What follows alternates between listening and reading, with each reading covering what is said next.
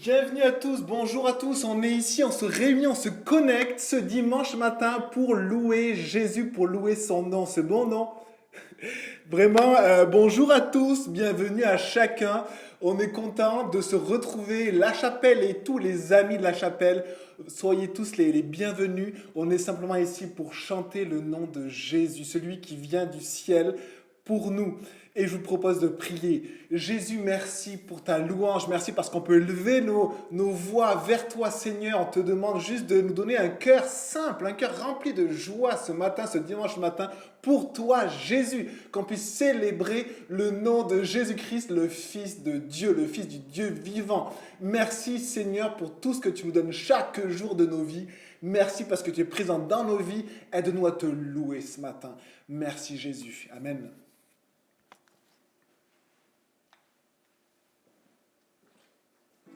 Je viens dans ta présence,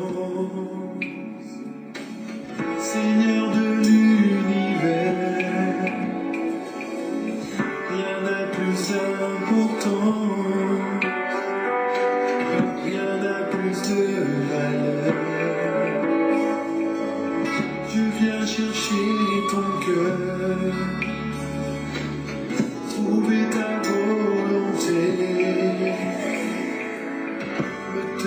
Prosterné en chantant tes louanges.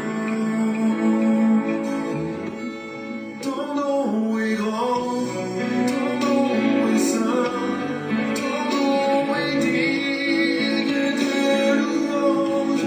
À toi l'honneur, à toi la gloire, à toi la puissance et la force.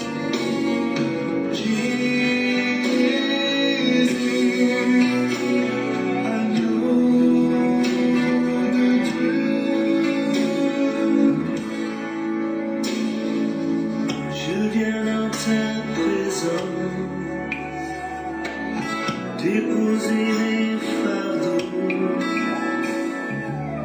tout ce qui me retient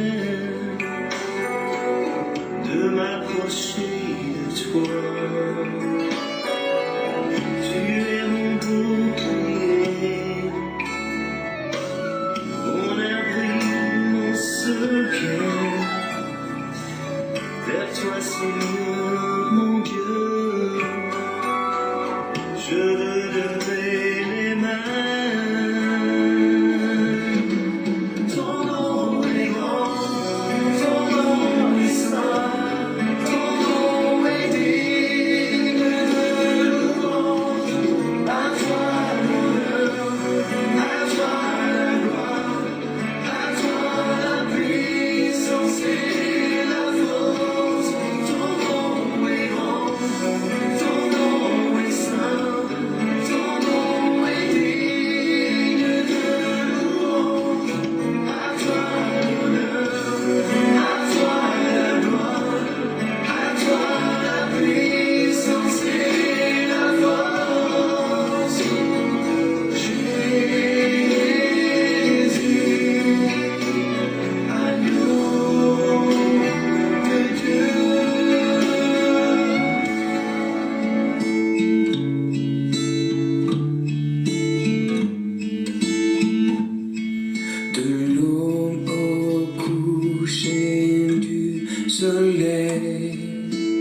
Tes splendeurs nous émerveillent et notre cœur d'enfant répond en glorifiant ton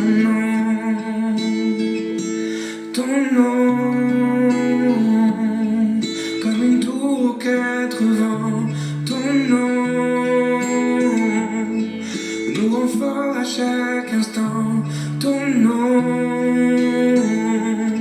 que tous les peuples entonnent un chant, car aucun autre nom n'est plus grand que ton nom.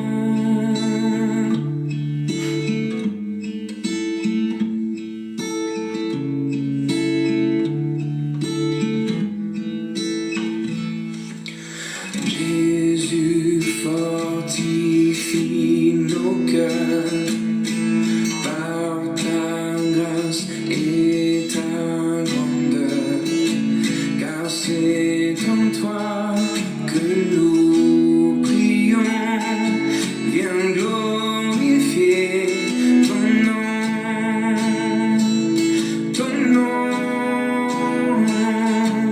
comme une tour aux quatre vents.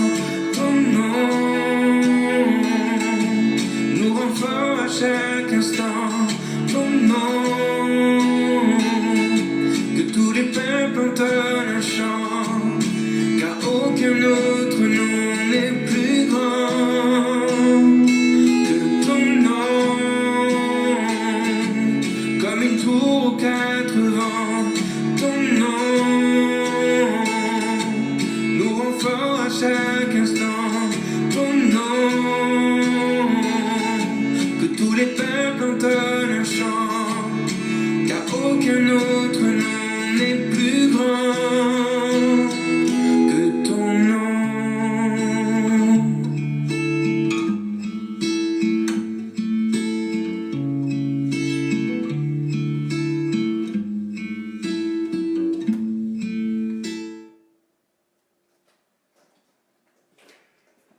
On chante ce matin le nom de Dieu et on chante ce matin le nom de Jésus.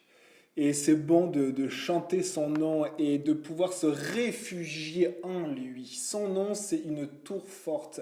On peut se réfugier dans cette tour forte, quels que soient les événements autour.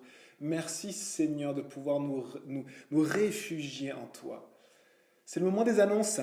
On va prendre la scène, hein, le repas du Seigneur après l'enseignement, la prédication. Donc on va avoir encore un chant et après l'enseignement.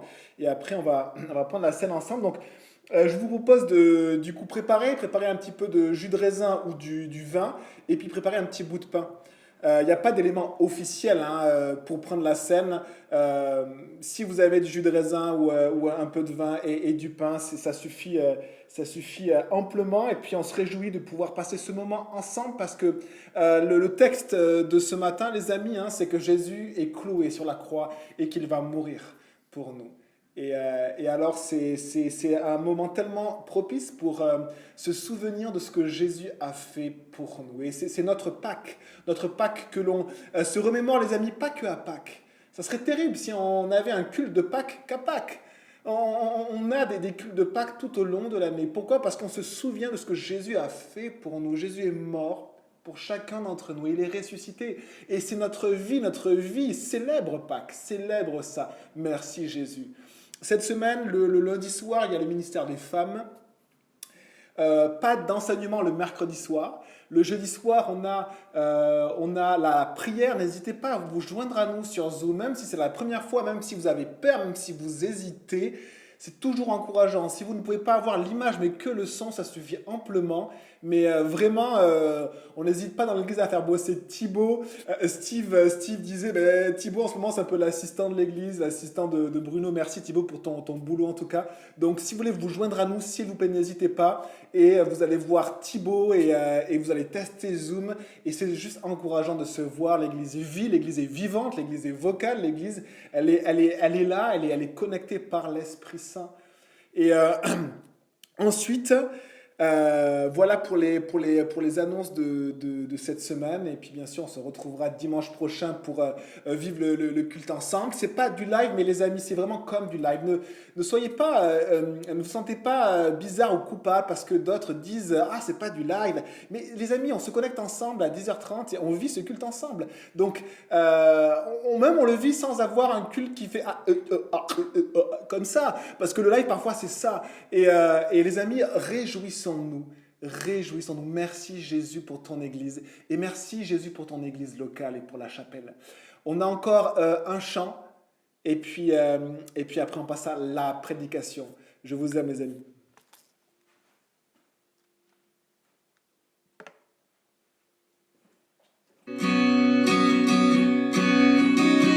Je chante louange à ton nom, Seigneur, louange à ton nom, Seigneur, tu prends soin de moi et tu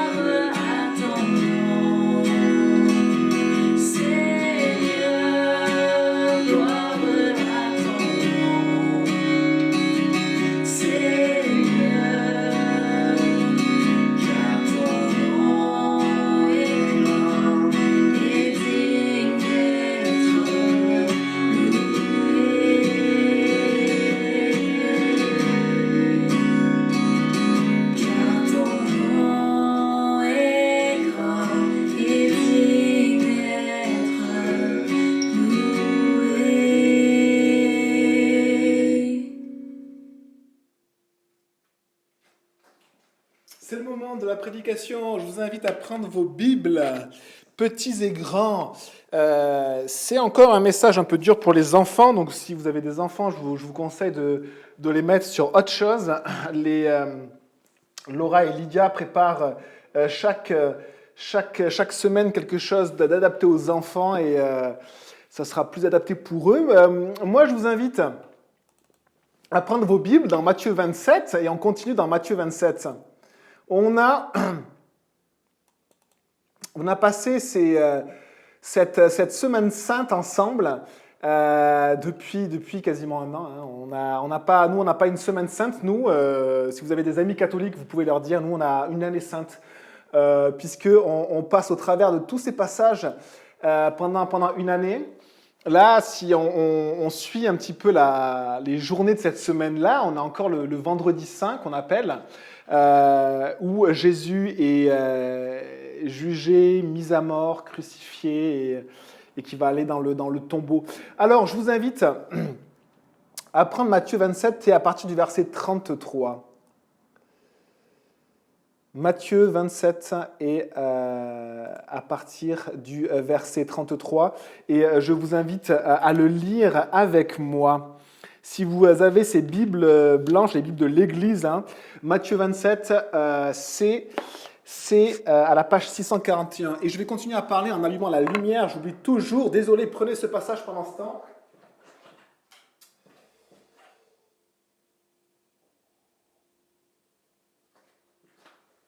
Voilà, on y est. Excusez-moi les amis. Il manque juste une aide pour juste dire Bruno, est-ce que je peux allumer la lumière à ta place? Ouais, tu peux. On y va. Et on lit ensemble Matthieu 27 et au verset 33. Arrivé à un endroit appelé Golgotha, ce qui signifie le lieu du crâne, ils lui donnèrent à boire du vinaigre mêlé de fiel. Mais quand il eut goûté, il ne voulut pas boire. Et on se souvient, puisqu'on ne reviendra pas sur ces versets, que c'était une sorte de drogue pour shooter les condamnés et pour qu'ils soient un peu anesthésiés, en fait. Et Jésus ne va refuser de boire ça pour juste faire face à tous ces moments-là, en tout état de conscience et sans être shooté ou drogué. Et on continue au verset 35. Ils le crucifièrent, puis ils se partagèrent ses vêtements en tirant au sort, afin que s'accomplisse ce que le prophète avait annoncé. Ils se sont partagés mes vêtements et ils ont tiré au sort mon habit. Puis ils s'assirent et le gardèrent. Pour indiquer le motif de sa condamnation, on écrivit au-dessus de sa tête, celui-ci est Jésus, le roi des Juifs. Avec lui furent crucifiés deux brigands, l'un à sa droite et l'autre à sa gauche. Les passants l'insultaient et secouaient la tête. C'était un geste de mépris. En disant, toi qui détruis le temple et qui le reconstruis en 3 jours, sauve-toi toi-même si tu es le Fils de Dieu, descends de la croix. Les chefs des prêtres, avec les spécialistes de la loi et les anciens, se moquaient aussi de lui et disaient, il en a sauvé d'autres. Et il ne peut pas se sauver lui-même. S'il est roi d'Israël, qu'il descende maintenant de la croix, et nous croirons en lui.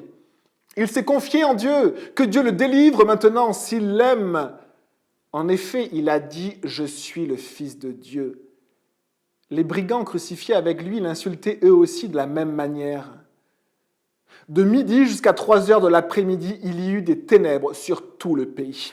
Vers 3 heures de l'après-midi, Jésus s'écria d'une voix forte, « Élie, Élie !» Un autre texte dit « Éloi, Éloi, lama sabachthani ?» c'est-à-dire « Mon Dieu, pourquoi m'as-tu abandonné ?» Quelques-uns de ceux qui étaient là, après l'avoir entendu, disaient « Il appelle Élie !» Aussitôt, l'un d'eux courut prendre une éponge qu'il imbiba de vinaigre, il la fixa à un roseau et lui donna à boire. Mais les autres disaient, laisse donc, voyons si Élie viendra le sauver. Et là, en fait, c'est sûrement les soldats qui aussi se moquent de lui. Jésus poussa de nouveau un grand cri et rendit l'esprit. Jésus meurt. Et on s'arrête ici pour aujourd'hui. Et je vous invite à prier. Père, on ouvre ta parole, on ouvre la Bible que tu nous as transmise par ton esprit dans l'histoire de l'humanité. et on s'arrête sur cet épisode qui a fait trembler tellement de choses, mais qui a aussi fait trembler et qui a aussi meurtri ton cœur. Ce moment dans l'histoire où le Père a détourné son regard de son Fils pour nous. Et je te demande, Seigneur Dieu, Yahweh, Dieu puissant, éternel, toi qui es au-dessus de tout, toi qui es celui qui est de toute éternité, que ta parole puisse être exposée simplement et te glorifier toi, et glorifier Jésus, le Fils de Dieu, le Fils éternel, s'il te plaît, afin que quiconque croit en lui ne périsse pas, mais qu'il ait la vie éternelle. Au nom de ton Fils, Jésus. Amen. Alors on prend ces passages, et ces passages sont bien sûr encore difficiles, puisque Jésus n'a pas encore totalement accompli ce qu'il est venu accomplir sur la terre. Il a passé 3 ans et demi, peut-être 4 ans, entre 2 et 4 ans avec ses disciples en prêchant dans les villages de Galilée et puis aussi dans tout Israël. Des foules l'ont suivi et il a choisi 12 disciples, 12 personnes qu'il a déclarées disciples et ces personnes-là se sont levées, ont tout quitté pour le suivre. Et après ces 3 ans, 3 ans et demi, on pense, Jésus a annoncé vers la fin de ce parcours incroyable avec tant de miracles et des enseignements de Dieu, la vérité et la grâce qui vient du ciel, qui vient de Dieu, qui proclame le royaume de Dieu, qui vient sur la terre par Jésus. Et bien après cela, il a déclaré à ses disciples qu'ils devaient mourir et même crucifier et ressusciter le 3e jour. Et ses disciples ne comprenaient pas. Et maintenant, ces disciples ne sont pas là. Ces disciples, ils sont dispersés. Ils l'ont abandonné pendant la nuit quand il a été arrêté avec cette foule qui était un mix entre des Juifs et sûrement aussi des Romains. Ils l'ont jugé la nuit, ils l'ont jugé après le matin devant Pilate, le gouverneur romain, et ils l'ont condamné à mort. On avait vu la dernière fois Jésus qui porte sa croix, qui sort de la ville, et cette croix est trop lourde pour lui, ce patibulum, cette poutre qui est une des 2 parties de la croix. Il a eu une nuit blanche, il a été maltraité depuis peut-être 24 heures déjà, et en tout cas toute la nuit jusqu'au matin, et il s'effondre, et Simon de Cyrène porte la croix de Jésus à sa place, la croix de Jésus devient sa croix, et Jésus va jusqu'au mont Golgotha. Le mont Golgotha, qui signifie le lieu du crâne, c'est le lieu de la mort. Jésus va sur le lieu de la mort mourir. Et on avait vu tout ce qu'il avait vécu de la foule, toute la méchanceté, toutes les injures, tout ce mépris. Et Jésus a aimé le monde au point de vouloir mourir pour lui. Car Dieu a tant aimé le monde qu'il a donné son Fils unique afin que quiconque croit en lui, croit au Fils, ait la vie éternelle. Et on arrive à ce lieu Golgotha. Simon lâche cette croix à terre. Les soldats préparent la croix, assemblent la croix. Et quelqu'un présente ce breuvage qui shootait les condamnés à mort. Jésus n'en veut pas. Et là, on lit au verset 35, « Ils le crucifièrent ». Alors, on ne sait pas exactement comment ils ont crucifié Jésus. La crucifixion romaine changeait suivant les époques de l'Empire romain, suivant les régions. Ce que l'on sait, c'est qu'on crucifiait de manière souvent horrible, honteuse. Beaucoup de condamnés à mort étaient même nus, entièrement nus à la croix. Certains étaient cloués sur un arbre, certains sur un pieu. Et d'autres sur une croix. On avait vu une croix en forme de T ou une croix vraiment en forme de croix, une croix imissa comme le terme technique latin le dit. Et on pense que Jésus a été crucifié sur une croix parce qu'ils ont mis un écriteau au-dessus de sa tête. Et Jésus, on lui cloue avec des clous de 20 cm de long, on lui cloue les mains et les pieds, et on pense avec 3 clous, et soit on l'a cloué au niveau des avant-bras, parce que si ce n'était pas le cas, les mains pouvait simplement s'arracher avec le poids du corps. Peut-être qu'on l'a cloué sur la main, mais alors on a dû l'attacher aussi avec des cordes, on ne sait pas exactement. Peut-être qu'il avait les mains derrière ce patibulum, comme on disait, ce morceau de bois horizontal, et puis que ses mains ont été clouées par derrière. C'était aussi une manière de crucifier. Malheureusement, l'imagination de l'homme est tellement débordante pour les supplices qu'ils ont organisés dans l'histoire de l'humanité, qui continueront à organiser, qu'on ne sait pas exactement comment Jésus a été crucifié, mais il était crucifié sur une croix, les mains clouées et les pieds cloués. Et on avait parlé de ce supplice qui, des fois, durait pendant 36 heures. C'était, on pense, la durée moyenne. Et le supplice de Jésus a duré, lui, pendant 6 heures, qui est assez court, qui est terrifiant, mais qui est assez court pour un condamné à mort qui est crucifié, parce que les condamnés à mort, ils s'épuisaient sur la croix. Les supplices qu'ils vivaient étaient horribles, mais n'étaient pas assez forts pour les tuer physiquement. Et du coup, ils mouraient la plupart du temps d'asphyxie, parce qu'ils devaient se lever avec leurs jambes qui étaient clouées par un clou plus long que les deux autres, et ils essaient de se lever à chaque respiration pour que leur thorax puisse prendre de l'air, et c'était comme ça pendant plus d'une journée et parfois plusieurs jours. Et les crucifiés à la fin finissaient asphyxiés parce qu'ils étaient épuisés, et du coup ils ne pouvaient plus se relever et puis mouraient d'asphyxie. Certains aussi, on pense, mouraient d'arrêt cardiaque. On ne sait pas exactement comment Jésus est mort, physiologiquement, qu'est-ce qui a provoqué sa mort. Peut-être un arrêt cardiaque quand il a crié, une grande douleur qu'il a eue au moment où il a crié après avoir dit « Mon Dieu, pourquoi m'as-tu abandonné ?» Il a vraiment fait un cri de souffrance. Peut-être c'était un arrêt cardiaque, on ne sait pas exactement.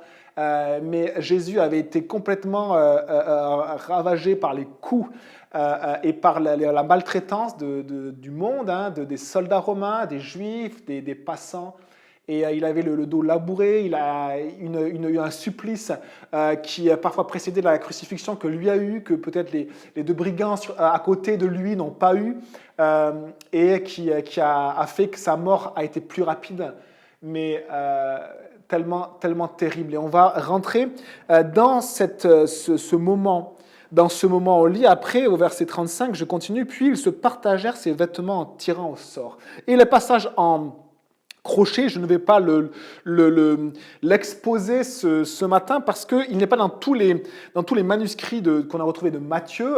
Et en fait, dans tous ces morceaux en crochet que l'on trouve dans les évangiles, je ne sais pas si vous avez réalisé cela, il y a des morceaux en crochet, c'est simplement que certains manuscrits ont cette note et d'autres non. Et donc on pense que souvent, soit certains ont été enlevés parce que trop choquants. On a ce cas dans Jean avec Jésus face à la femme adultère. C'est un passage tellement choquant que certains ont dû se dire, en recopiant au fil des siècles la parole de Dieu, c'est trop choquant, c'est pas possible que Jésus pardonne à une femme adultère, donc ils l'ont enlevé.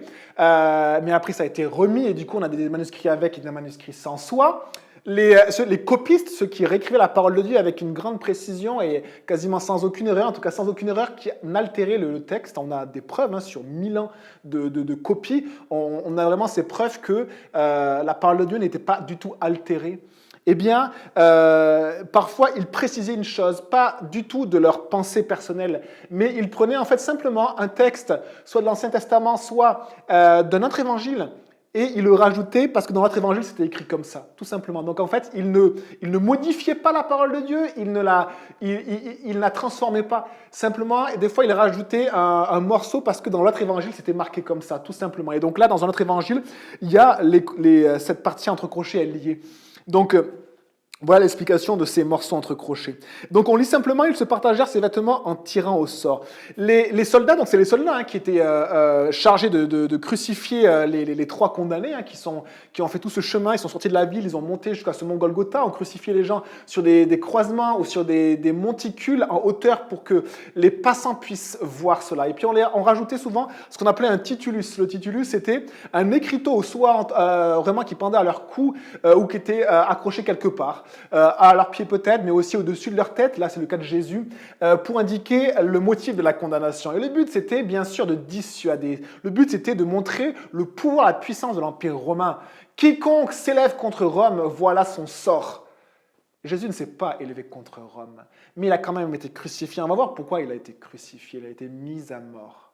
Et on voit que les soldats romains qui étaient chargés de cette crucifixion étaient chargés aussi de la sécurité de cette zone. Et on pense qu'ils étaient 4. Pourquoi ? Parce que dans un autre évangile, on voit que quand ils se partagent les vêtements, il est dit en fait en 4 parts, une part par soldat. Donc il y avait 4 soldats qui devaient se charger sûrement de ces 3 croix avec ces crucifiés.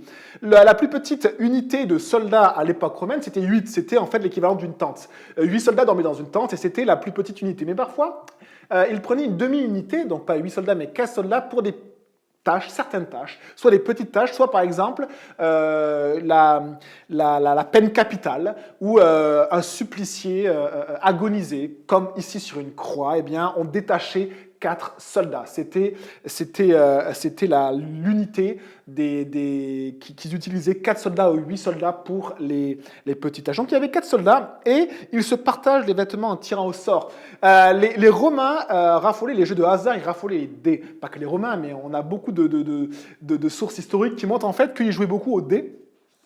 Même si ça a été un peu controversé dans l'Empire romain pour des raisons morales, etc. Et en fait, les dés, c'était des osselets.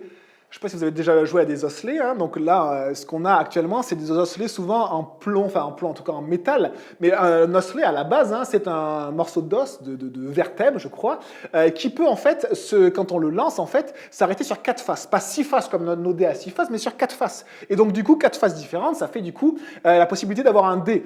Et ils avaient souvent 4 osselets qu'ils pouvaient lancer. Donc, on sait que il y avait une configuration la plus difficile. Ils appelaient ça la configuration Vénus, la configuration la plus facile, ils appelaient ça la configuration canis ou chien. Nous, on a le 6 et le 1. Et en fait, eux, ils avaient pareil, alors certains peut-être sur les osselets, ils avaient aussi des inscriptions pour compter, ou sinon c'était des configurations, et il y avait 30 configurations sur lesquelles ils connaissaient très bien en fait l'équivalent de points, et on pense qu'ils ont joué en fait. Jésus est crucifié en train d'agoniser, et puis un soldat, bien sûr, n'avait pas oublié ses osselets, ses dés, on pourrait dire, il sort ses dés, et puis la loi romaine autoriser les soldats qui s'occupaient de la condamnation à mort d'une personne, la loi romaine les autorisait à prendre leurs vêtements. Et donc c'est ce qu'ils font, et donc ils prennent les vêtements de Jésus. Donc il y avait une tunique extérieure qui était cousue d'un seul tenant, sans couture.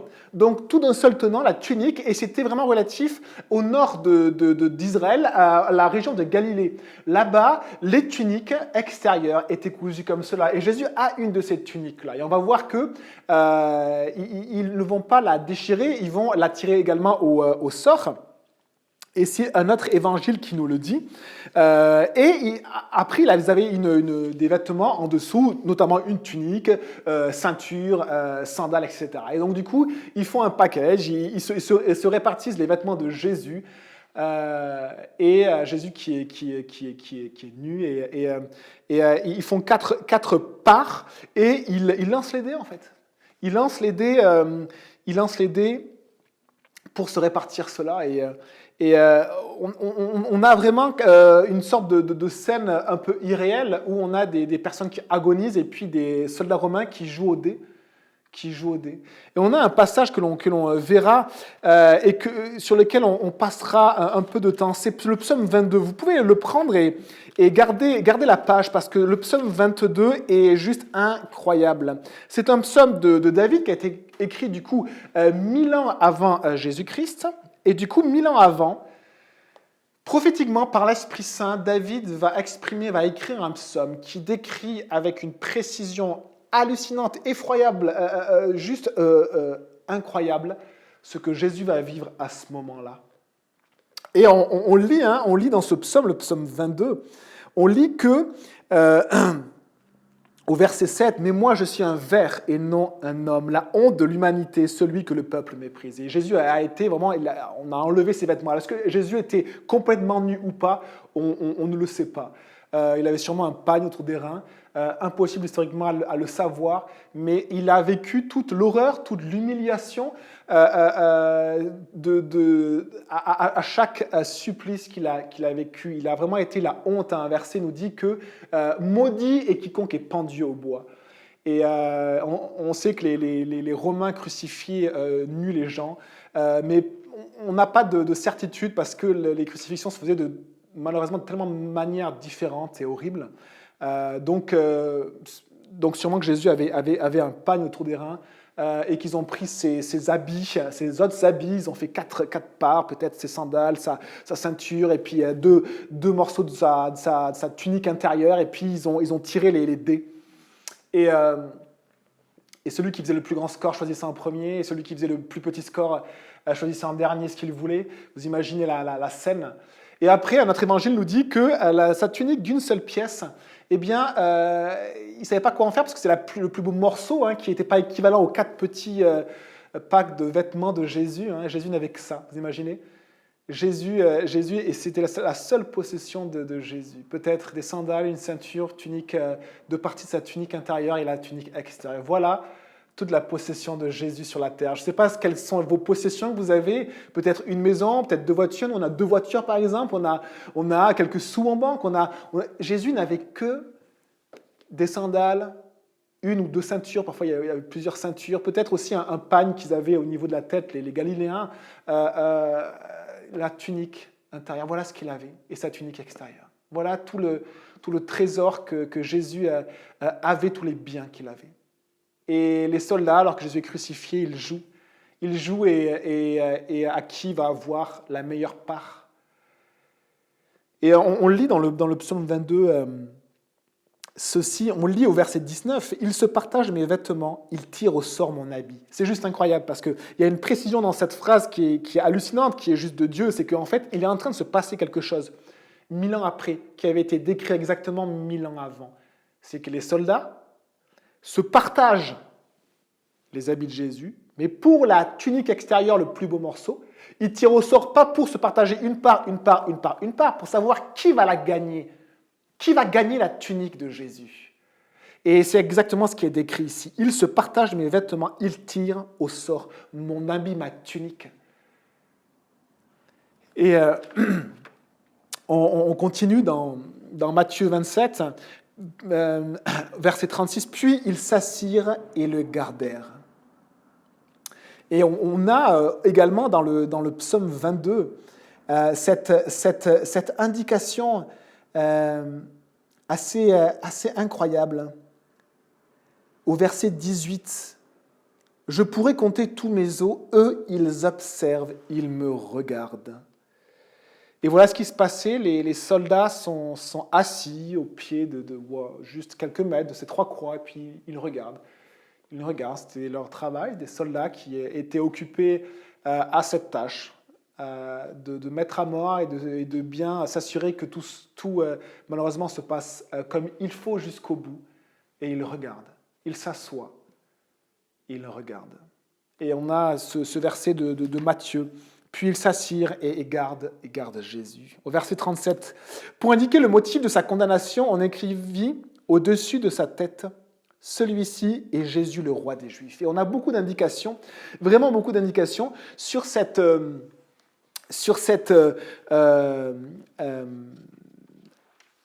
écriteau qui s'appelait le Titulus.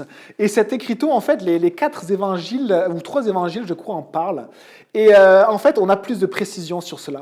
La précision que l'on a, c'est que déjà, cet écriteau était écrit en 3 langues. Il était écrit en hébreu, en grec et en latin. Je crois, je vais retrouver le passage. Et chaque évangile donne, on va dire, une des 3 inscriptions. Non, les quatre en parlent de cet écriteau. Et on lit ceci, et je vous lis le passage de Jean 19, verset 19. « Pilate rédigea aussi un écriteau qu'il plaça sur la croix. Il y était écrit « Jésus de Nazareth, le roi des Juifs ». Beaucoup de Juifs lurent cette inscription parce que l'endroit où Jésus fut crucifié était près de la ville. Elle était écrite en hébreu, en grec et en latin. les chefs des prêtres des Juifs dirent à Pilate, n'écris pas le roi des Juifs, mais plutôt cet homme a dit, je suis le roi des Juifs. Pilate répondit, ce que j'ai écrit, je l'ai écrit.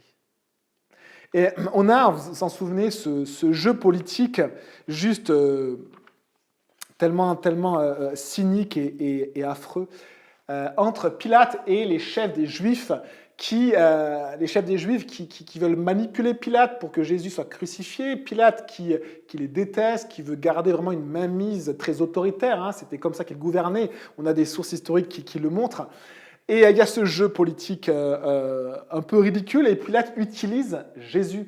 Il utilise Jésus parce qu'après l'avoir fait flageller, qu'il soit humilié, à un moment donné, il va le présenter aux Juifs, et il va dire « Voici votre roi ». Alors que Jésus, humainement, n'a rien d'un roi. Et ils l'ont revêtu, vous vous en souvenez de cette cape, cette couronne d'épines, de ce roseau comme sceptre ridicule, et il dit « Voici votre roi ». Et ensanglanté, pâle, complètement faible, et par le supplice tragique qu'il a vécu avec la flagellation. Et Pilate s'est amusé de cela. Il leur a dit « Voici votre grand roi ». Et pour dire aussi, si lui c'est votre roi, alors vous êtes un peuple qui a un roi de pacotille. Hein, est-ce que c'est vraiment votre roi ? Et il y a ce jeu-là où Pilate se moque et il essaie de ridiculiser les chefs en utilisant Jésus. Mais Pilate aussi a peur, car Jésus lui a parlé aussi de son autorité. Hein. Je vous relis ce passage.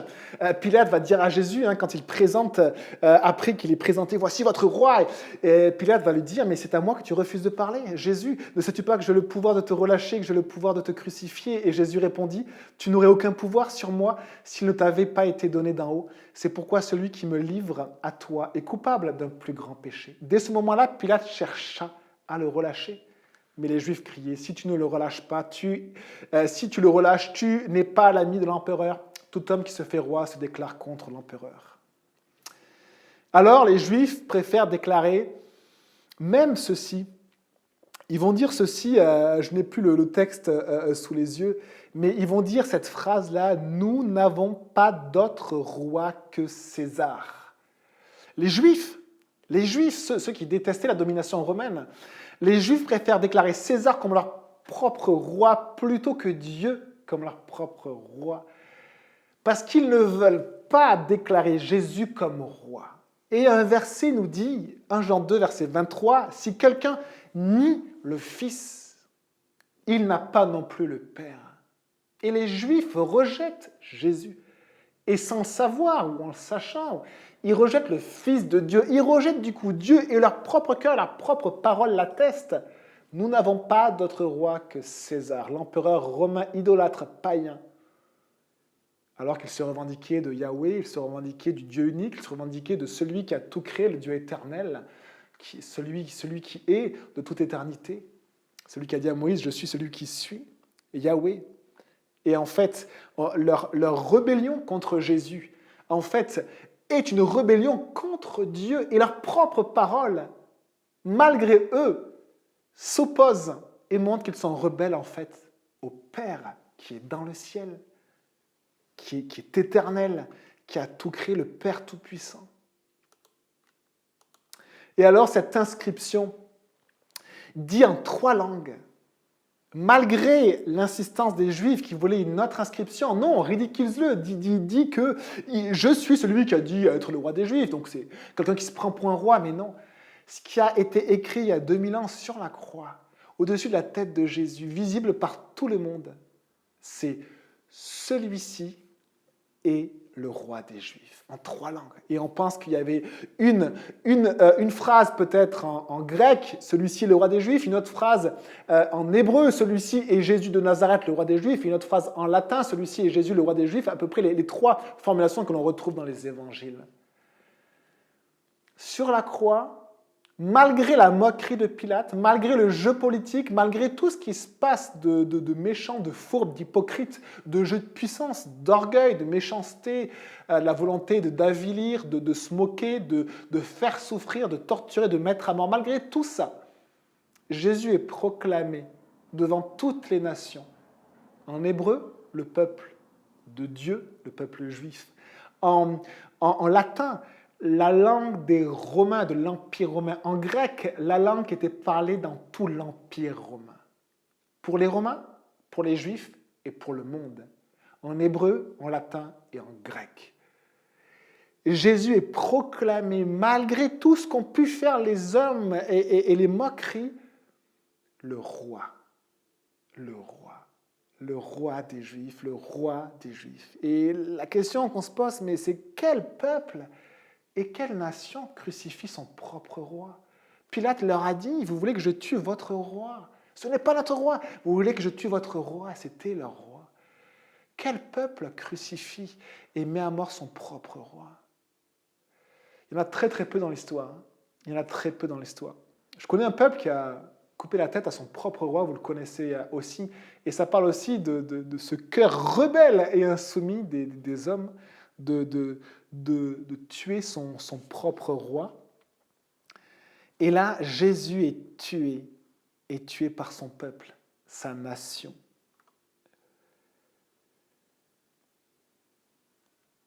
Et Pilate, finalement, inscrit quelque chose de vrai malgré lui, qui est puissant. Jésus est le roi. Et Caïphe, le grand prêtre qui a déclaré sa condamnation à mort au Sanhédrin, d'où après s'est ensuivi le fait qu'on a amené Jésus pour entériner cette décision auprès des Romains, auprès de Pilate, et bien ce grand prêtre qui a condamné Jésus à mort, il avait dit cette phrase-là avant de décider de mettre à mort Jésus, avant de chercher à tout prix de mettre à mort ce rabbin Jésus qui ne leur plaisait pas du tout et peut-être qui leur faisait de l'ombre, mais qui leur montrait la vérité et la grâce de Dieu. Et c'est quelque chose qu'ils n'ont pas accepté. Ils avaient trop à perdre peut-être, ils avaient trop à perdre. Leur tradition, on ne veut pas perdre notre tradition, leur religion, leur catégorie sociale, leur richesse peut-être. Ils avaient trop à perdre pour suivre Jésus, ils ont préféré le mettre à mort. Et il a dit ceci au chef, au Sanhédrin, au chef juif, il a dit, vous ne réfléchissez pas qu'il est dans notre intérêt qu'un seul homme meure pour le peuple et que la nation tout entière ne disparaisse pas. Jean 11, verset 50. Or, il ne dit pas cela, nous rajoute Jean, de lui-même, mais comme il était grand prêtre cette année-là, il prophétisa que Jésus devait mourir pour la nation. Et ce n'était pas pour la nation seulement, pas uniquement pour les Juifs, parce que Jésus n'est pas que le roi des Juifs. Jésus n'est pas que le roi des Juifs. C'était aussi afin de réunir en un seul corps les enfants de Dieu dispersés. Jésus est mort pour le monde. Il est mort pour les Juifs qui l'ont détesté et qui ont tué leur propre roi. Il est mort pour les Romains qui étaient la force dominatrice qui est symbolisée dans la Bible comme le fer, le métal qui est dur, implacable. Et dans la manière de tuer les rebelles à leur volonté, on voit à quel point ils étaient implacables dans la crucifixion. C'était juste odieux, dur comme fer. Et rien ne pouvait s'opposer à eux. On connaît la réputation de l'armée romaine. C'est vraiment ce fer qui écrase tout sur son passage et qui a conquis le monde d'alors. Et Jésus est mort pour toutes les nations et tous les peuples. Le roi meurt. Le roi des Juifs meurt pour chacun d'entre nous.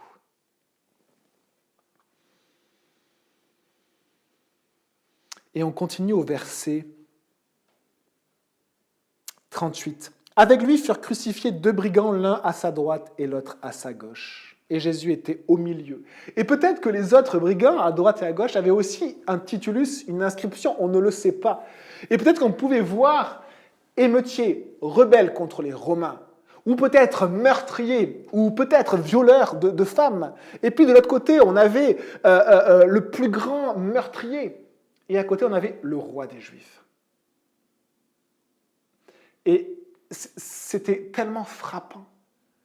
On a crucifié Jésus parce qu'il était le roi des Juifs. Et son peuple n'en a pas voulu. Et Jésus va dire ça à Pilate.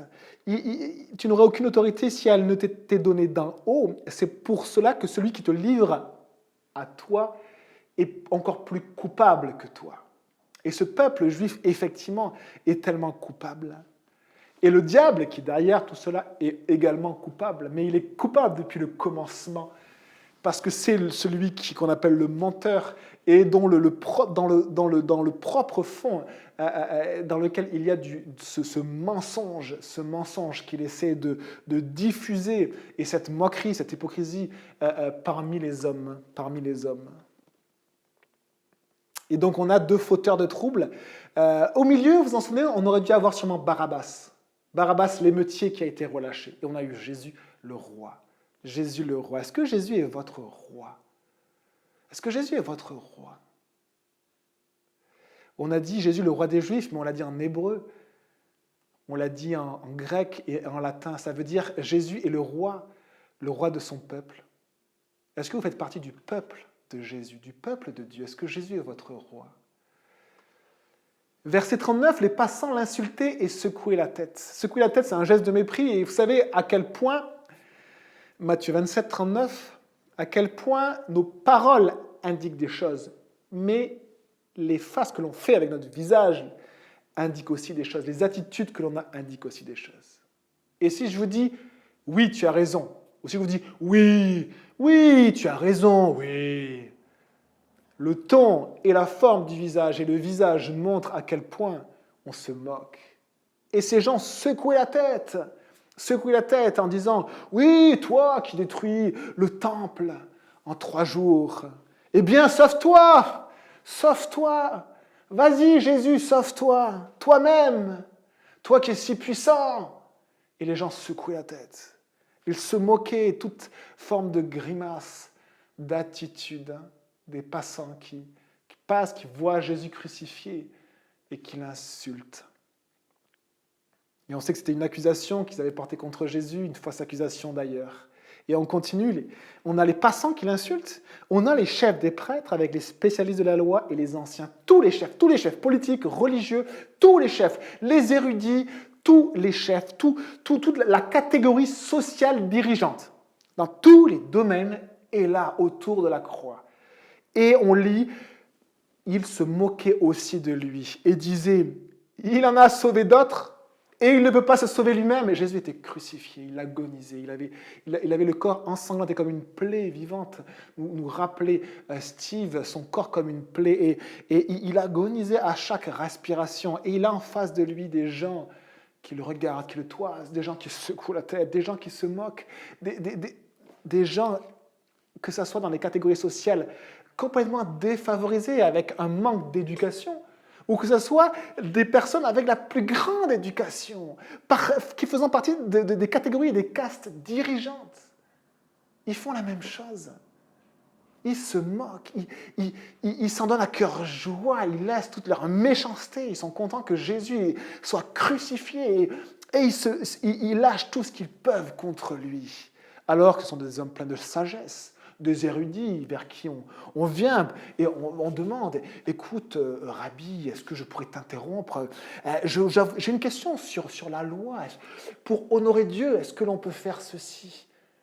Et ces rabbis pouvaient répondre avec toute la sagesse. « Écoute, si tu veux vraiment honorer Dieu avec humilité, regarde ce qui est noté dans la parole de Dieu. » Ces gens-là étaient devant la croix de Jésus. L'injurier, secouer la tête, faisait toutes sortes de grimaces, d'injures contre lui. Il en a sauvé d'autres, et il ne peut pas se sauver lui-même s'il est le roi d'Israël. Qu'il descende maintenant de la croix et nous croirons en lui. Il s'est confié en Dieu, que Dieu le délivre, maintenant s'il l'aime. En effet, il a dit « Je suis le Fils de Dieu ». Oui, Fils de Dieu, vas-y, descends de la croix. Regardez le psaume 22. Psaume 22 au verset 9, je vous le lis, verset 8, où on relit le verset 7. « Mais moi, je suis un ver, Jésus, quasiment nu sur la croix, et non un homme, la honte de l'humanité, celui que le peuple méprise. Tous ceux qui me voient se moquent de moi. Tous ceux qui me voient, les petits comme les grands, et même on verra après les soldats. Il ricane, il hoche la tête. Ce geste de mépris, ces expressions du visage, ces expressions, ces mouvements du corps qui sont un mépris.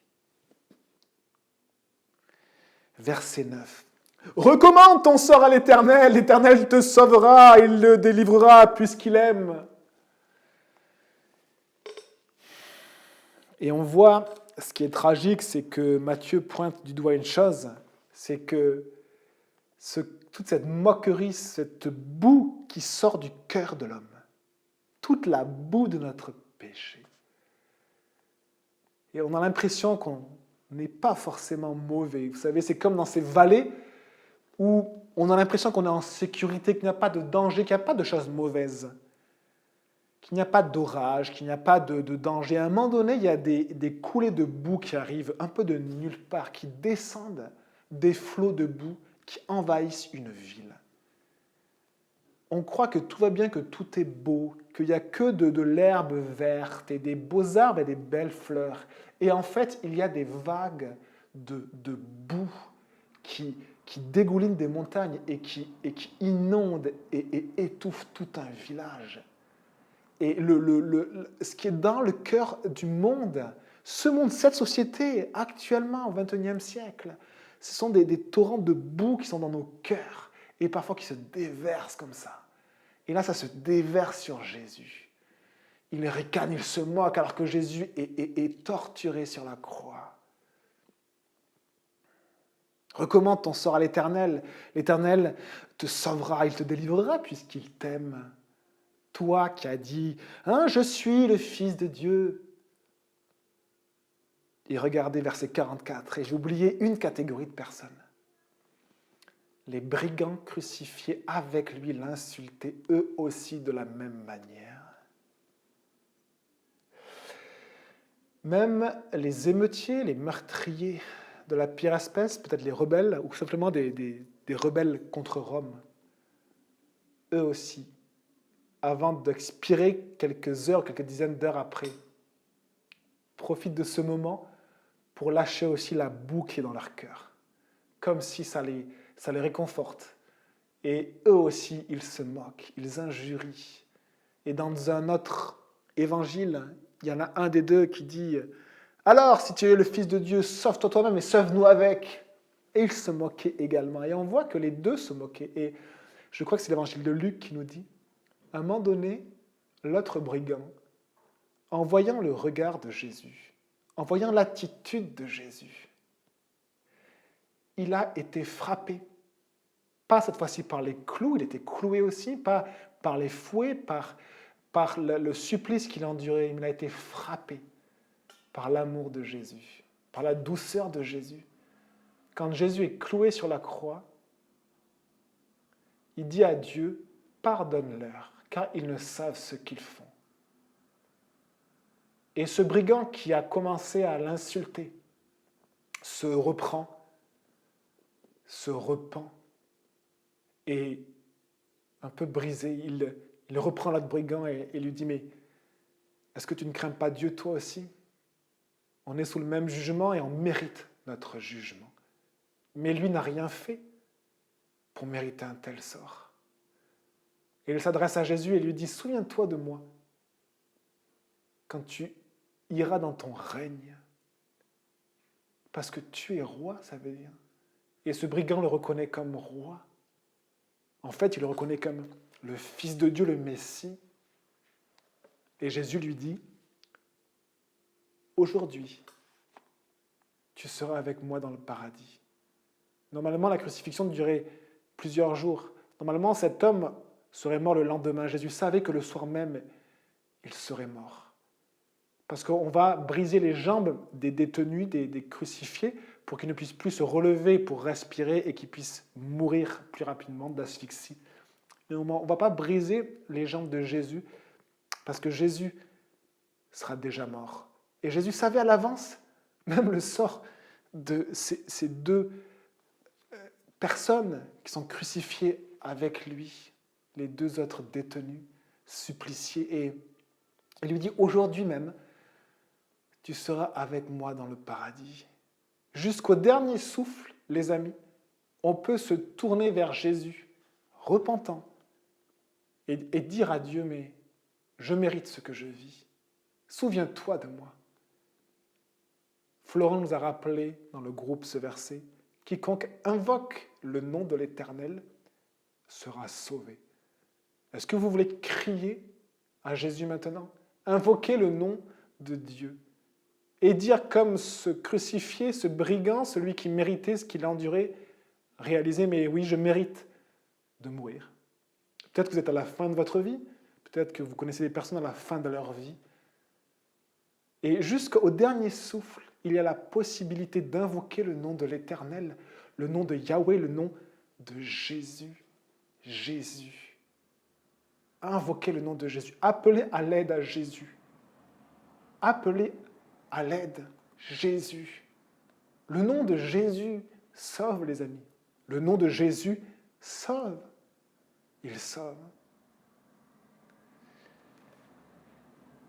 Et on continue, et on voit que tout le monde s'est moqué, cette boue s'est déversée sur Jésus, insultes et moqueries de la part des passants, des chefs, des soldats et des brigands.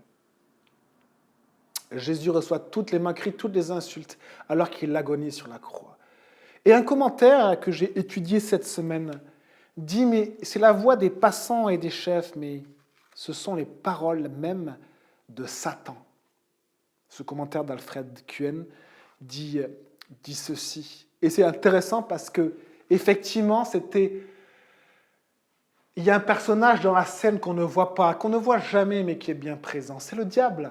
Et ce sont aussi ces démons, ces puissances de méchanceté qui sont présentes et qui nous tiennent par la main dans les mauvaises voies et qui nous encouragent dans les mauvaises voies ou qui nous lient et nous emprisonnent. Quand on a fait trop de pas dans une mauvaise voie, on est sous leur pouvoir et ils ont assez de lianes, de pouvoir pour nous lier dans ces mauvaises voies et nous entraîner toujours plus loin. Et toute cette moquerie, cette boue vient du cœur de l'homme, mais elle est tellement encouragée par Satan et ses démons. Jésus, quand il est jugé de la nuit jusqu'au matin, Jésus a été crucifié à 9h du matin. Et à midi, on le lira, il va y avoir des ténèbres sur tout le pays jusqu'à 3h. Et à 3h, il va mourir, il va rendre l'âme, il va expirer, il va rentrer dans la mort. Le roi de vie va rentrer dans la mort, le prince de la vie, le fils de Dieu, Dieu éternel va rentrer dans la mort, va vivre la mort. Il a vécu l'agonie physique et de son âme et de son cœur, et il va rentrer dans la mort. Mais pendant tous ces moments-là, il y a le monde qui se déchaîne contre Jésus. Et Jésus nous rappelle, c'est du cœur que sortent les méchancetés, les hypocrisies, les adultères, les meurtres, les viols, tout ce qui est de mauvais. Et en fait, ce qui est de mauvais n'est pas que l'acte, mais c'est l'acte qui commence dans mon cœur, cette envie de... Et tout ce qui est mauvais, du mensonge, de la rébellion contre Dieu, de se prendre pour Dieu, de prendre l'esprit de l'homme pour Dieu, tout ça c'est puant, tout ça sont des offenses à Dieu. Et de ce cœur-là sort cette boue qui se déverse sur Jésus, sur son âme, sur son corps, sur sa personne. Mais aussi le diable et ses démons sont présents. Et les pouvoirs de méchanceté sont présents. Et les hommes, quand ils parlent, on a l'impression d'entendre le diable. Parce que le diable a dit quasiment les mêmes mots. Il est venu tenter Jésus au début de son ministère. Quand Jésus a commencé à prêcher, il va y avoir une période de 40 jours où il est tenté dans le désert. Et dans Matthieu, chapitre 4, on lit, le diable dit à Jésus, « Si tu es le Fils de Dieu, ordonne. Si tu es le Fils de Dieu, fais ceci, fais cela. » Et là, on voit la même chose. Si tu es le Fils de Dieu, descends de la croix. Si tu es le Fils de Dieu, jette-toi en bas.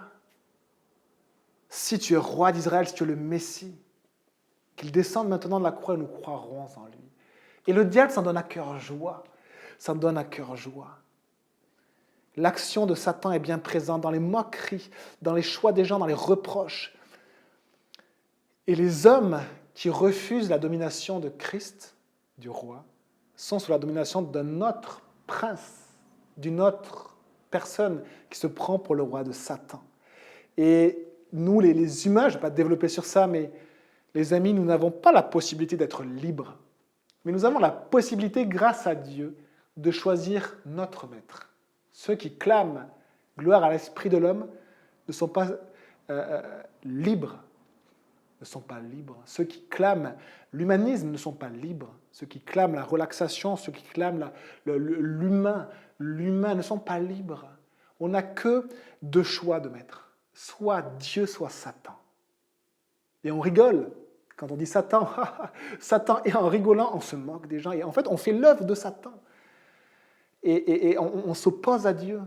On est au-dessus. On pense maîtriser sa propre vie. Et on voit ce Satan et son action. Jésus a dit ceci, c'est maintenant votre heure, l'heure du monde, l'heure du cœur de l'homme, d'où sort cette boue, ce péché du cœur de l'homme qui s'oppose à Dieu, à Jésus, à son Fils. Et aussi l'heure des ténèbres, c'est ce que Jésus a dit, et c'est ce qu'on voit ici.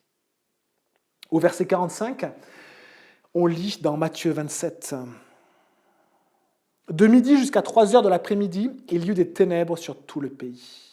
Vers 3 heures de l'après-midi, Jésus s'écria d'une voix forte, « Eli, Eli, lama sabachthani » c'est-à-dire « Mon Dieu, pourquoi m'as-tu abandonné » Regardez comment commence le psaume 22. Psaume 22, verset 2. « Mon Dieu, pourquoi m'as-tu abandonné » Pourquoi t'éloignes-tu sans me secourir, sans écouter mes plaintes ? Mon Dieu, je crie le jour et tu ne réponds pas.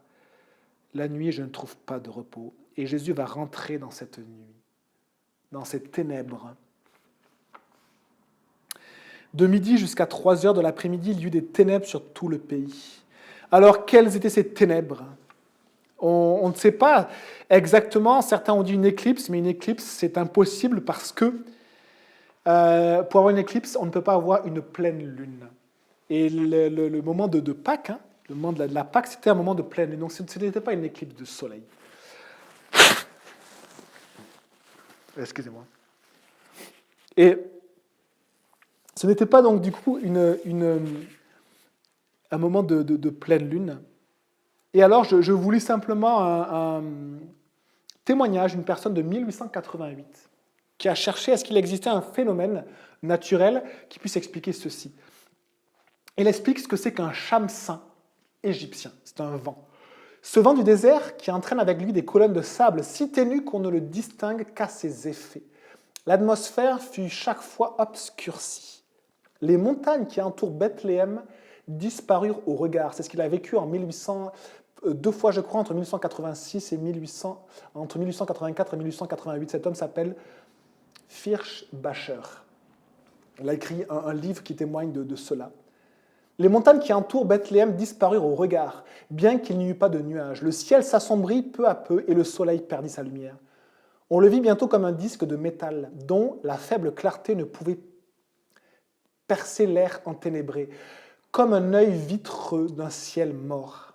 On ne distinguait plus d'ombre sur le sol. En revanche, l'air brûlant accablait les hommes et les animaux comme une masse de plomb, oppressés et le corps desséché. Ils ne pouvaient supporter le vent qui soufflait tantôt avec violence, tantôt plus doucement, et qui fut une fois le précurseur d'un tremblement de terre. Ce vent chargé de sable ne souffle que rarement, pas du tout parfois pendant plusieurs années. Je ne l'ai vu que 2 fois de 1884 à 1888. Le peuple en est vivement impressionné, beaucoup plus que d'une éclipse de soleil. C'est le seul phénomène météorologique de la Palestine d'aujourd'hui qui nous permet de comprendre ces ténèbres. Et l'explication est d'autant plus plausible que ce vent souffle ordinairement au temps de Pâques. Alors c'est possible que ce soit ce chamsin chrétien qui est soufflé et qui ait obscurci le ciel. Le problème des phénomènes météorologiques, c'est qu'on se dit, voilà, c'est une coïncidence. Souvenez-vous de la coïncidence qu'il y a eu lieu sur le lac de Galilée quand il y avait la tempête et quand le vent soufflait. La coïncidence, à un moment donné, Jésus dit au vent, arrête-toi, et le vent s'arrête. Coïncidence. Le vent s'est arrêté, oui, c'est une coïncidence. Non, c'est la puissance de Jésus qui maîtrise le vent. Il est tout à fait possible que Dieu ait envoyé ce vent avec ces ténèbres, ces nuages que l'on ne voit pas, qui obscurcissent tout, et avec cette chaleur accablante pendant ces 3 heures sombres, ces 3 heures de la croix, ces 3 heures de ténèbres où Jésus porte le péché du monde. C'est tout à fait possible. Mais je vais vous présenter une autre possibilité également. On ne sait pas, on est d'accord, on ne sait pas, mais je vous présente aussi, peut-être que c'est aussi également un phénomène physique inexplicable. Et je vais vous parler de quelque chose de très bizarre, c'est que avant de prêcher mercredi soir, juste en vélo, je m'en allais en vélo, et du coup je l'ai écrit après parce que c'était juste étonnant Je n'ai pas ressenti quelque chose de bizarre, ce n'est pas une expérience extrasensorielle, comme certains le disent. Je n'étais pas du tout été transporté à un niveau spirituel bizarre où je n'ai pas vu des anges. Non, je vais juste vous dire ce que j'ai vu. Ce que j'ai vu, c'est que j'étais juste en train de pédaler en vélo et il n'y avait quasiment personne. D'accord, lors du confinement, il y a quand même très peu de monde. Et j'arrive à côté d'un parking, il n'y avait pas de voiture et les voitures étaient peut-être à 20 mètres. Après les voitures qui étaient à 20 mètres, il y avait une haie végétale, et de l'autre côté, il y avait juste une personne qui marchait comme ça. Et c'est les seules personnes qu'il y avait sur le parking, ou que j'ai vu sur le parking. Et après, il y avait des bars HLM. Donc bien plus loin, peut-être 30-40 mètres.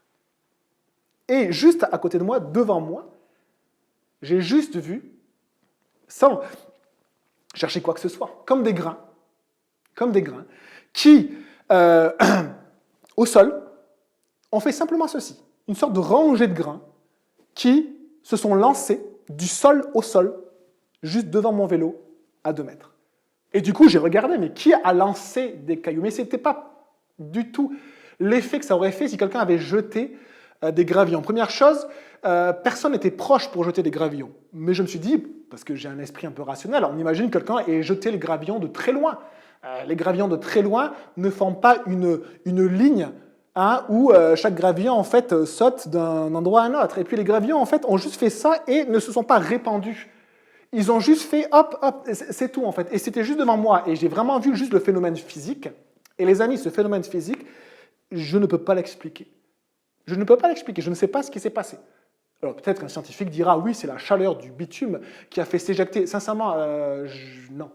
Donc en fait, dans la direction de ces grains, c'était juste peut-être sur 1 mètre, plein de grains qui ont juste fait dans la même direction. Quand on lance, ça se répand.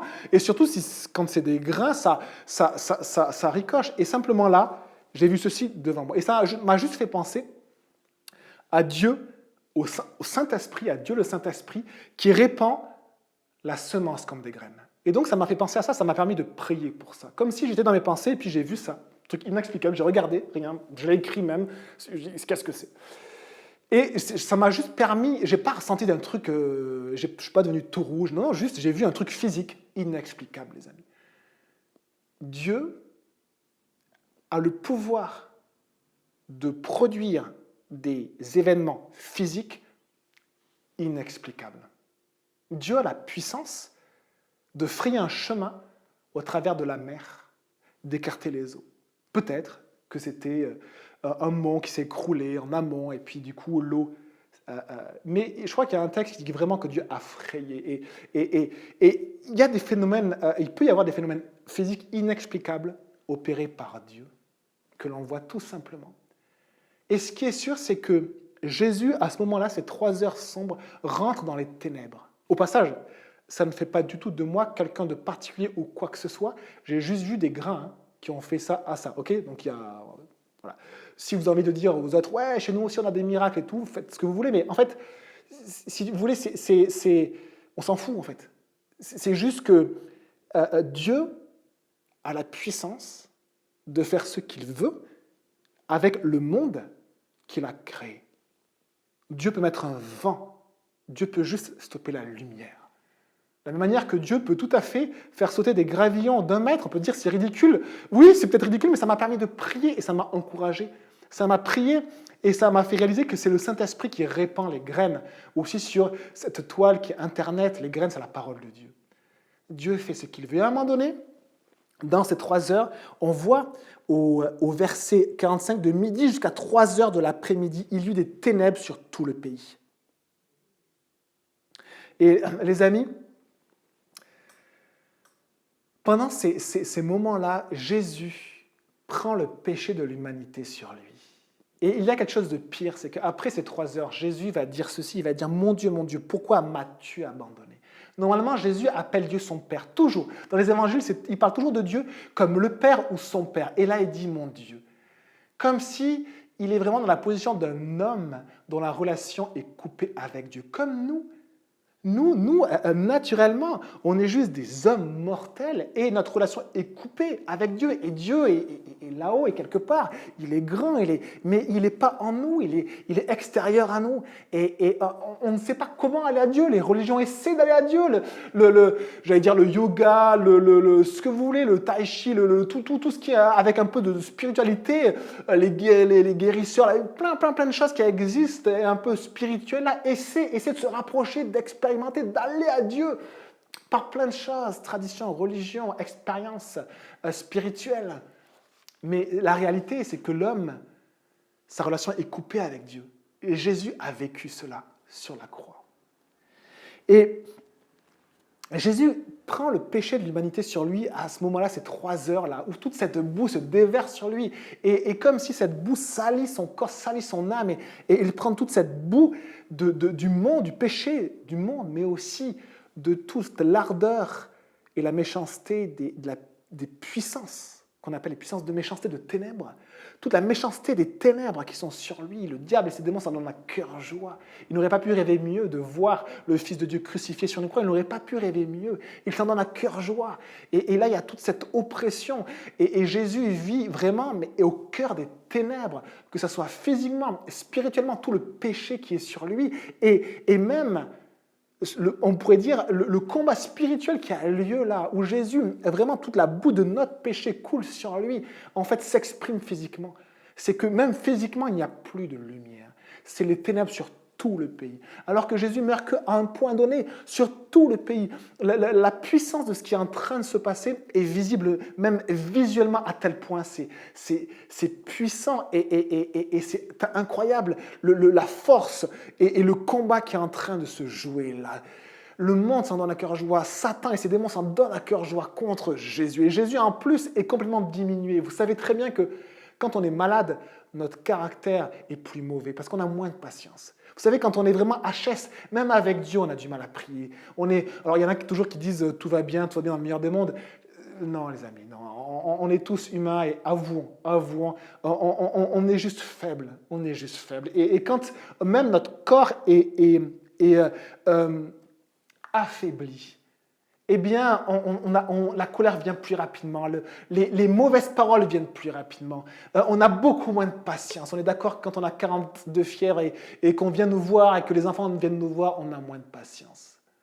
Et Jésus est dans un état extrême physiquement. Et en plus de cela, qu'il est vraiment à la rupture physiquement, il vit des choses juste terrifiantes dans tout son corps.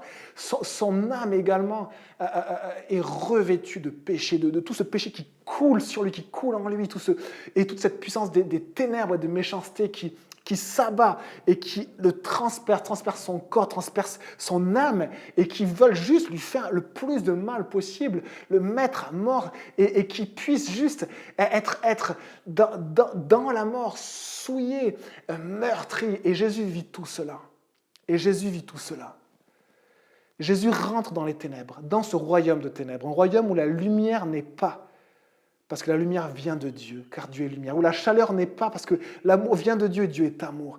Un royaume où l'éloignement de Dieu nous ronge comme des vers. Où la brûlure de nos péchés, comme ce vent brûlant, nous fait souffrir comme un feu qui nous brûle et nous consume. Et Jésus rentre vraiment dans ces ténèbres qui rongent comme des vers, qui brûlent comme du feu. Et comme ce péché, toutes les méchancetés, toute cette noirceur et ces ténèbres qui sont là et qui rongent et qui brûlent.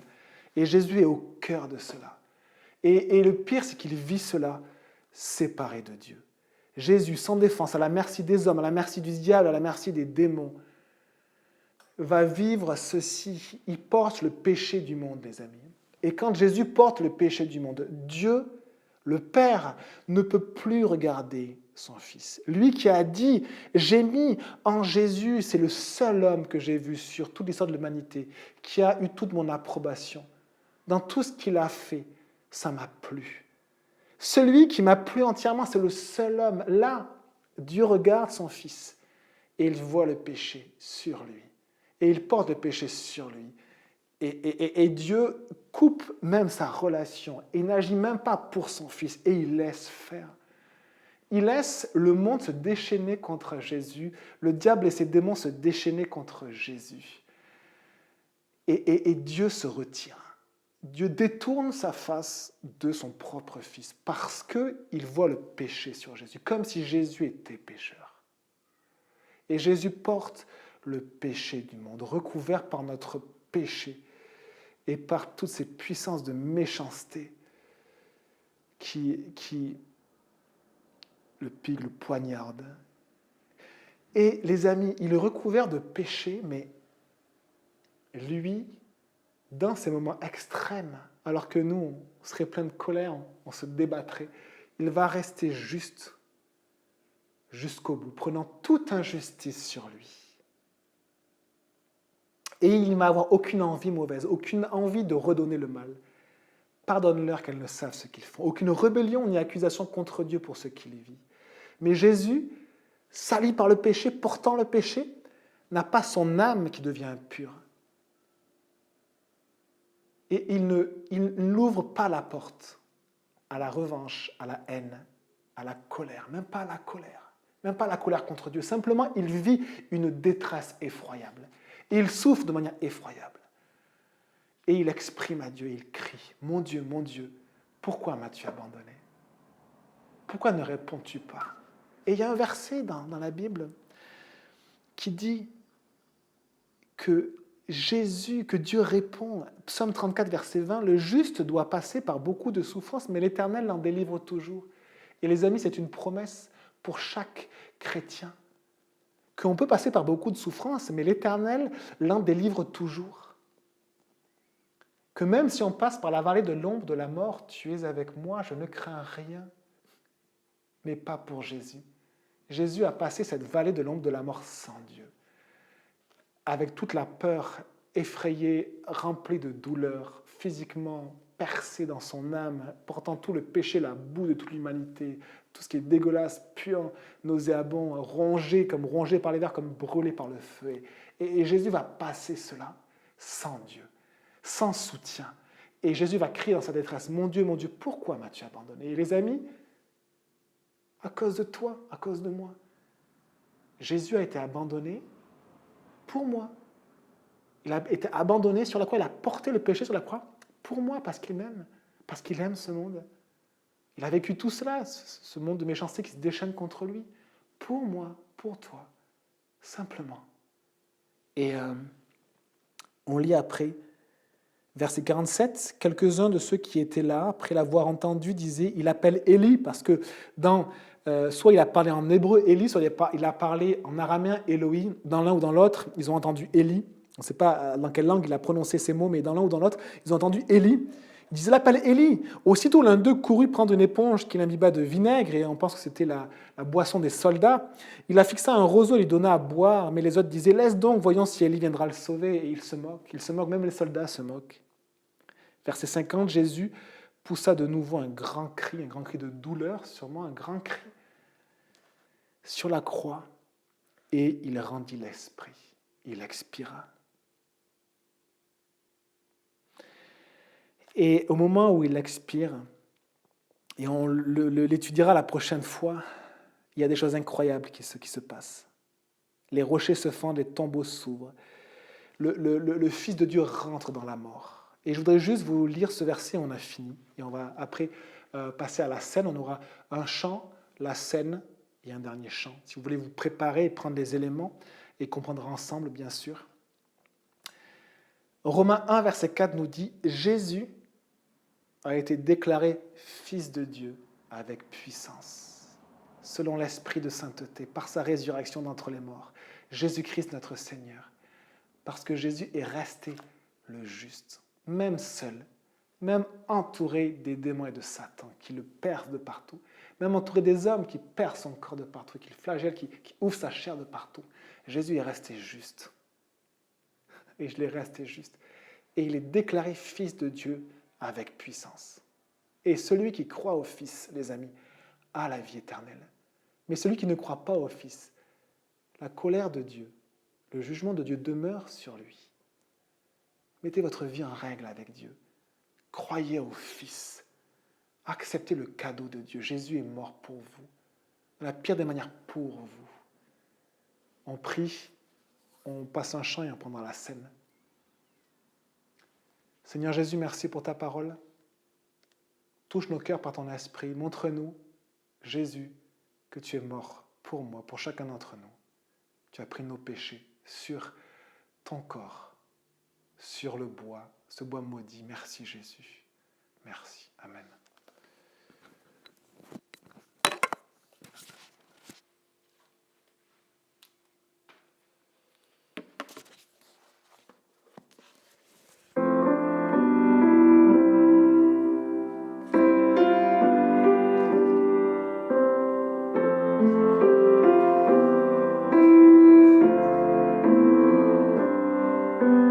Montre-moi l'aurore de ce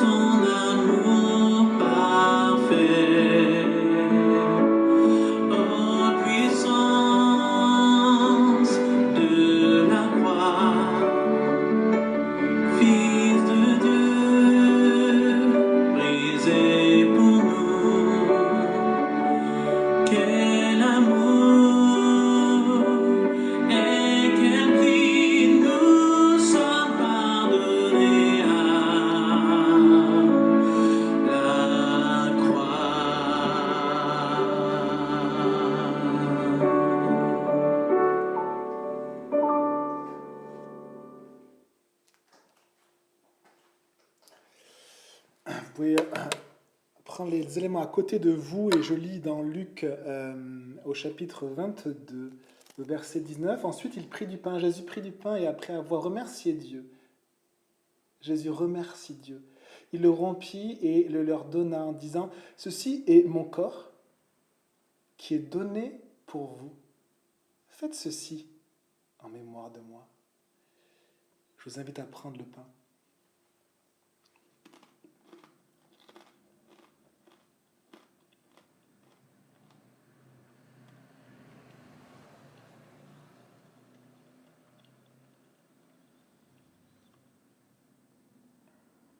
Après le souper, il prit de même la coupe et la leur donna en disant, « Cette coupe est la nouvelle alliance en mon sang qui est versé pour vous. »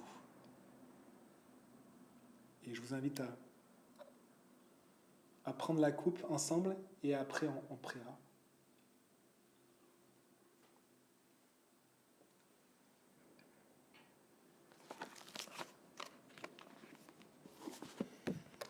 Seigneur Jésus,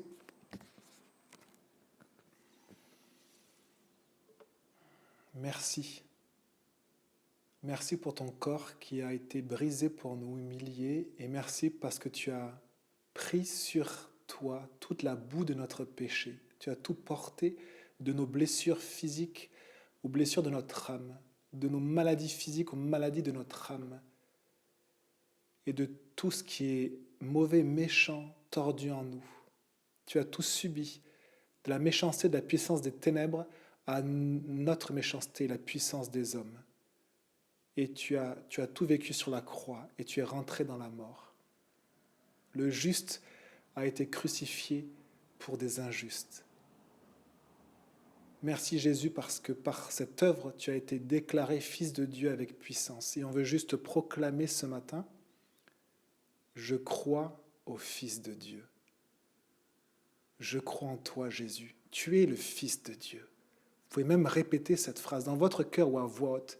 Jésus, je crois que tu es le Fils de Dieu qui est mort pour moi, pour mes péchés. Tu as porté mes péchés sur le bois, maudit sur la croix. Je crois en toi, Jésus. Merci, Jésus. Merci d'avoir porté mon péché. Merci, Jésus. Amen.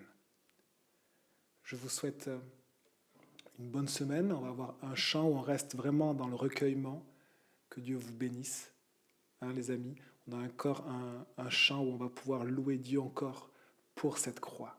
Soyez bénis.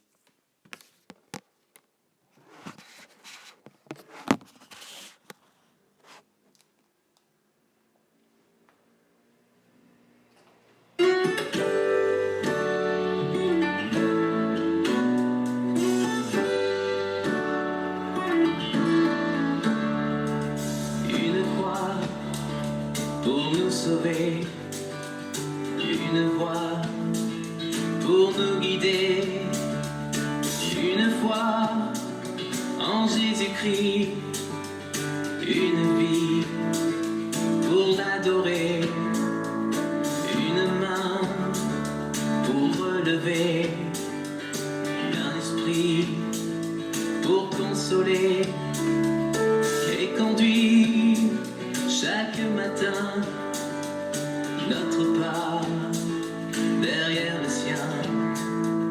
Des milliers recherchés par-delà les frontières, ils se laissent trouver à la croix du calvaire.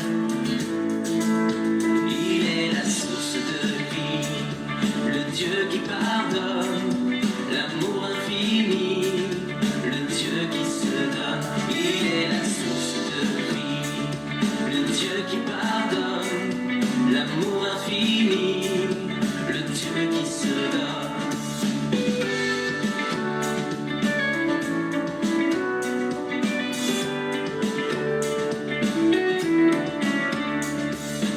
Donne-nous ta compassion pour les peuples et les nations. Fais de nous tes serviteurs, tous unis pour la moisson. Nous irons en ton nom aux confins de la terre, annoncer